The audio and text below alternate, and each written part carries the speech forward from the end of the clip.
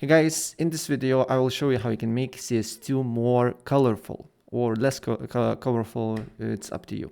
I will show you what you need to do here. So you just need to right click on desktop, show more options, and video control panel.